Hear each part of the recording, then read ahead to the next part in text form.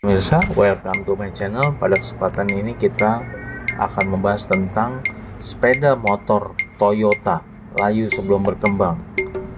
Simak selengkapnya dalam video kami berikut ini. Tapi sebelum dimulai, dimohon untuk ketik like, subscribe, serta pencet tombol notifikasi dan tinggalkan komen demi kemajuan channel ini. Terima kasih pemirsa atas perhatiannya. Dari judulnya tentu kita agak terkejut ya, kok bisa sepeda motor Toyota identik dengan mobil ya. Kalau Honda mungkin ada mobil, ada motor, demikian juga Suzuki. Tapi kalau Toyota identik dengan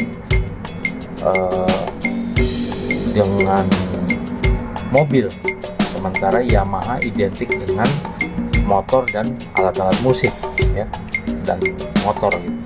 Belum ada mobil Yamaha. Nah ini kok bisa admin membahas sepeda motor Toyota ya, layu sebelum berkembang, karena ternyata di zaman dulunya pabrikan Toyota itu pernah menciptakan sebuah motor misal, walaupun sesuai judul ini akhirnya mereka layu sebelum berkembang, akhirnya sampai dengan hari ini fokus untuk mengembangkan mobil saja gitu. Sejumlah merek asal Jepang, sebut saja Honda dan Suzuki, memproduksi mobil dan sepeda motor hingga sekarang ini. Nah, ternyata Toyota juga pernah, cuma memang di divisi motornya gagal total. Kami juga tidak tahu kenapa, mari kita bahas bersama-sama.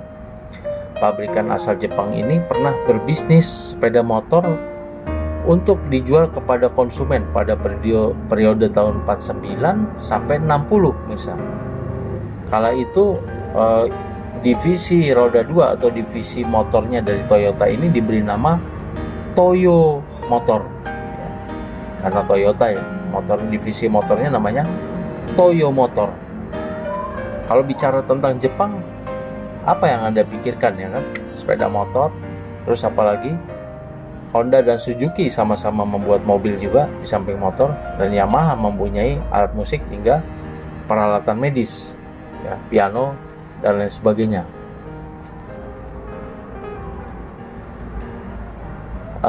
Kawasaki juga di samping motor dia membuat alat berat dan kapal laut. Nah, kenapa Toyota pernah menciptakan motor? Karena orang Jepang suka motor ya, sampai dengan sekarang. Kenapa orang Jepang suka motor? Seperti yang Anda ketahui dari sejarah, Honda Super Cup. Orang biasa di Jepang mencari transportasi yang andal dan efisien di Jepang pasca perang. Super Cup sangat ideal karena tidak bergelanjut di permukaan jalan yang agak boncing dan juga relatif mudah untuk dirawat atau diperbaiki sendiri. Situasi serupa menyebabkan munculnya Vespa di Italia dan di seluruh Eropa selama periode waktu yang sama. Jadi di Jepang muncul Super Cup, di Italia muncul Vespa. Beberapa tahun sebelum Soichiro Honda meluncurkan Super Cup di Jepang, mentalitas budaya yang sama membuat Toyota Motor tertarik memperkenalkan sepeda motor kepada pabrik Jepang yang haus akan transportasi. Awalnya memang berhasil ini Toyota Motor ya. Tahun 52 mereka berhasil menjual 10.000 sepeda motor setahun, yang jelas merupakan prestasi yang sangat hebat. Namun seperti yang sudah Anda duga pemirsa ya, ternyata hal ini tidak bertahan lama ya. Lahirnya Toyo Motor ini tidak terlepas dari andil Kazuo Kawamata yang sudah menggandrungi dunia mesin sejak usia 20 tahun. Bahkan dia sudah bekerja paruh waktu di Toyota Motor Research Laboratory pada tahun 1942 di bawah kepemimpinan pendiri Toyota, Kiichiro Toyoda. Mengingat dia bekerja di bagian riset, dia mendapatkan tugas untuk mengembangkan mesin yang bisa digunakan di sepeda atau sepeda motor. Dan apesnya dia mengembangkannya pada saat Perang Dunia I, kemudian habis itu dihajar lagi dengan Perang Dunia berkecamuk,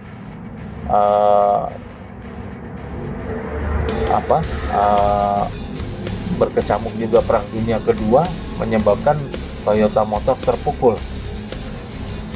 Akhirnya setelah Perang Dunia Kedua, Toyota Motor mulai menjual motornya pada tahun 1952 yang ternyata mendapatkan sambutan positif di masyarakat Jepang, yang dalam setahun bisa laris manis 10.000 unit Toyo Motor ini.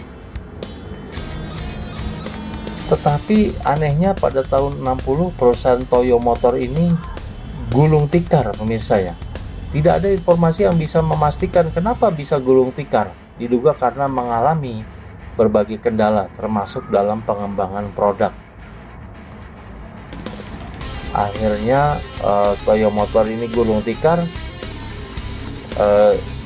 Sampai sekarang Toyota Motor berfokus pada pengembangan dari mobil saja.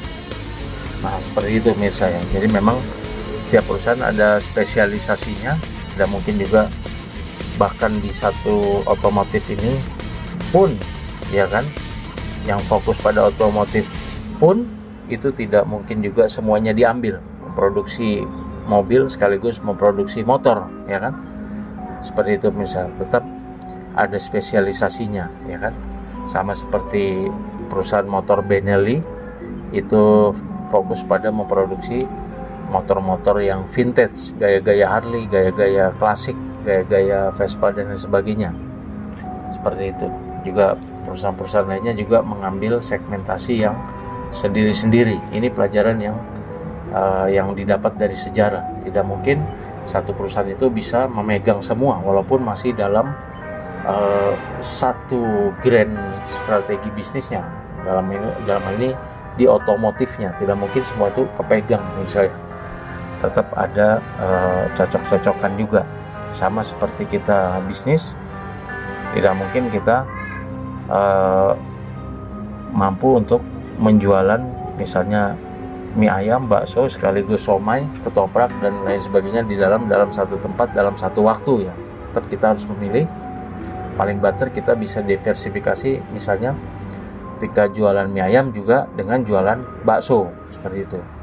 Tapi kalau kita misalnya mau jualan mie ayam juga, jualan bakso juga, jualan somai juga, jualan seblak dan jualan ketoprak dan lain sebagainya, itu sudah beda lagi permainannya, sudah beda lagi bahan-bahan bakunya, dan sudah beda lagi proses pembuatannya.